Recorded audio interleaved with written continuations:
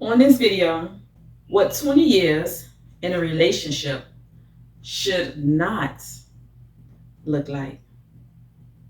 I'm here to help you, to guide you the best way I can, to help your relationship, whether it's just you and who you're with, or it's including a family, you have children involved. So maybe you're just, in the beginning process and no children yet. So whoever you are, however your dynamic, there's many ways to do families today. And this is not just a married thing. This is the two people, hopefully two people, that is raising children, or you plan on having children. So we want to make sure that is right for the children, right for ourselves. It doesn't matter which order we put that in. So that's what we're helping you on this channel.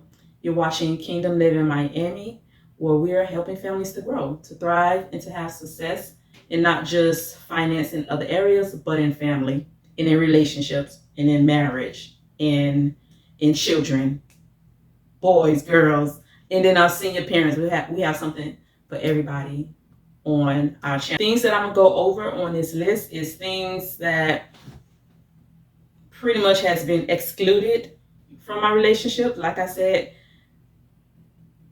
no relationship is going to be perfect, and everything on this list is pretty much something that you don't want to be constant, like something that you don't want to after 20 years you can count on 100 fingers if you had them, the incidents that happen in these different areas. Like for me, I can count less than 10 fingers.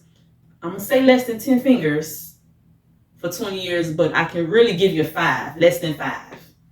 But to be modest, I'll add another 5 if I can. That's how not so terrible it is. That's how good it is. If I can give you some extra, it'll be minor. But I'll say 5 main things that I could say what was major in my relationship for 20 years. So me and my husband, we've been in our relationship for 20 years, but we've been married for half of that time. For good reasons, for very good reasons. And if you stick with us and grow with us, everything that's on this list, you will be checking them off of your list, as in we don't do that no more. We got rid of that one, we got rid of that one. That's the goal. So we're not going to go over everything in this video, but as the videos come out, I want you to stay with me. And when you apply, make sure you listen, you learn, and you apply.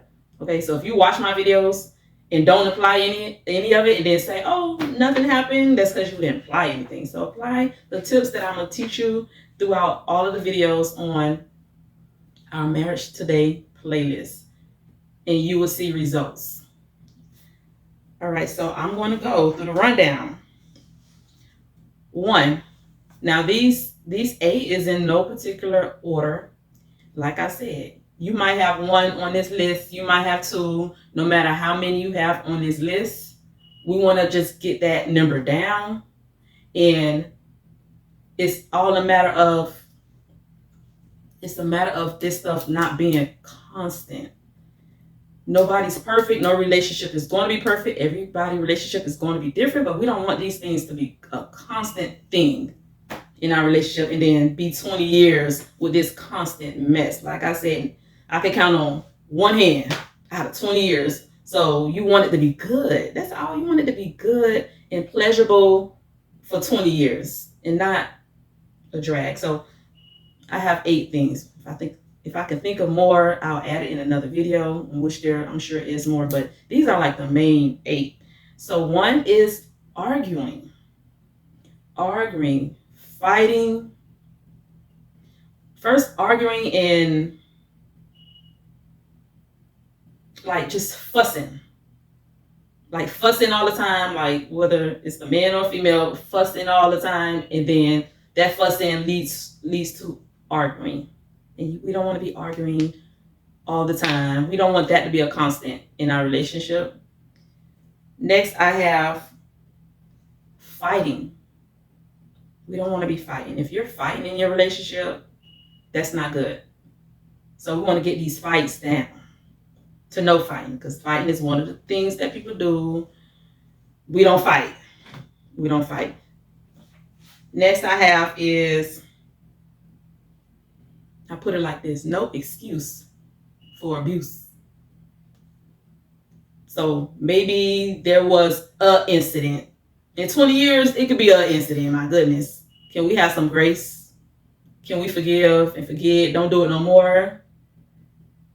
Because a lot of movies we watch, they say they're going to do it. Movies in real life, they say they're going to do it and they don't. So we're not talking about that. Like, we want to not be doing that.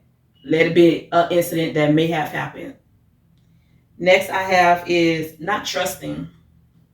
You want to be able to trust the one you're with.